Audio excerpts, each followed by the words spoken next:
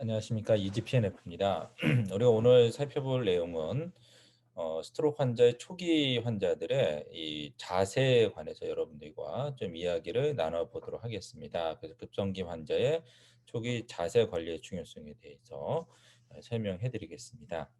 3살 버릇 8까지 간다고 하죠. 그래서 초기 환자를 어떻게 관리하느냐가 어떤 영향을 미치는지를 좀 살펴보도록 하겠습니다. 일단 베이직 프린시플은 우리가 선진국들에서 병원에서 사용하고 있는 기본 가이드라인을 좀 이렇게 제가 구글을 통해서 수집을 해봤습니다. 그래서 첫 번째는 환측을 아래로 해서 누울 때, 이제 이 그림은 이제 손상측을 위로 했을 때, 앉았을 때, 휠체어의 자세 이렇게 나와 있죠. 사실 저는 이제 이 내용을 다룰 때 제일 조금 안타까운 점은 우리가 병원에서 환자들의 자세가 이것과는 사뭇 다른 것들을 볼 수가 있는데 이러한 점들이 매우 가슴이 좀 아프기도 합니다. 그럼 왜 이러한 자세를 해야 되는지를 살펴보겠습니다. 근데 에비던스는 우선 Steps to Follow라는 이 체계를 우리가 살펴보도록 할 것입니다. 그래서 이 책에 있는 이 6가지 항목에 관해서 여러분들과 살펴보게 될 것입니다. 우선 왜 그 손상측으로 누워야 되는가라고 이 책에서 이제 102페이지에 나와 있는 이제 그림과 더불어서 여기 보시면 이제 설명들이 나와 있습니다. 제가 이 설명을 이제 한글로 좀 번역을 해봤습니다. 이 마비측으로 눕기, 마비측으로 눕는 것은 여러 자세 중에서 가장 중요한 자세이며 처음부터 올바로 알려주어야 한다라고 알려주고 있습니다. 그래서 이 저자는 이렇게 얘기하고 있습니다. 환자들이 자세를 대단히 좋아하는데 정상적으로 느끼기 때문에 그렇다라고 그랬습니다. 장점 중에 하나는 이 마비측 전체가 늘어나게 되면서 환자들에게 나타나는 과긴장, 스페시시티가 감소하게 되고 환자들이 손상측을 자기 몸으로 인식하지 못하는데 그런 인식력도 증가하게 되는 장점이 있고 또 나중에 있을 손 재활에도 큰 영향을 미치기 때문에 그렇습니다. 네, 그러면 그 비손상측이 위로 이렇게 누웠을 때 여기 보면 팔 아래 벽에를 받쳐주고 있죠. 그럼 왜 이렇게 누워야 되는지. 비마비측으로 눕기, 이완성 마비측 팔의 경우에는 통증을 방지하기 위해서 팔을 잘 받쳐줘야 한다라고 했습니다. 그러니까 팔을 이렇게 잘 받쳐줘야지 처지게 되면 나중에 숄더 페인이 발생하게 되기 때문에 그렇습니다. 똑바로 눕는 자세, 환자들이 하루 종일 똑바로 눕게 되죠.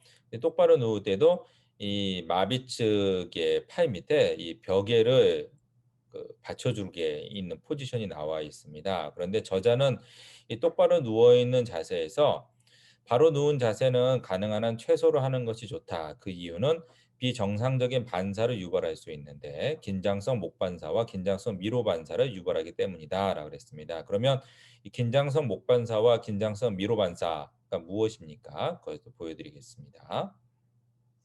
네, 이게 고개가 가는 쪽으로 이렇게 손이 가게 되는 거죠. 그러니까는 환자가 마비측이 만약에 제 오른쪽이라 그랬을 때 고개 대부분 환자들은 왼쪽을 쳐다보게 됩니다. 그러면 마비측은 오그라들고 반대편은 뻗치게 되는 자세를 취하게 되죠.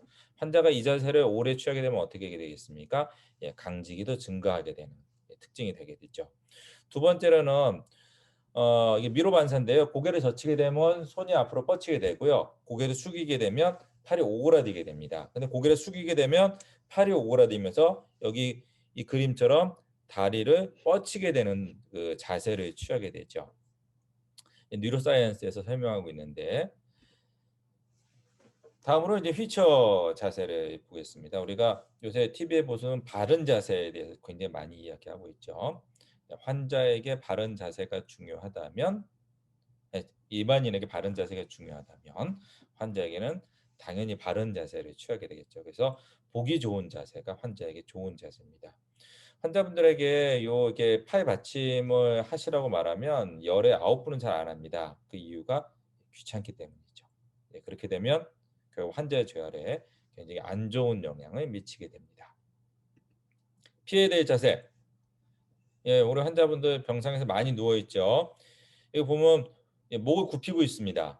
긴장성 미로 반사로 인해서 손이 오그라들고 다리가 뻗치는 자세가 오게 되죠. 근데 이런 자세를 오래 있게 되면요. 특히 감각 장애가 있으신 분들 같은 경우에는 마비축이 뻣뻣해져서 재활에 매우 심각한 영향을 미치게 됩니다. 휠체어에서 이렇게 많이들 앉아 계십니다. 네, 이 자세 역시도 긴장성 미로 반사로 인해서 환자의 손상층에 대한 자기 인식력 저하와 더불어서 예, 과긴장을 초래하게 돼서 나중에 환자의 재활에 매우 심각한 영향을 미치게 됩니다. 그렇습니다.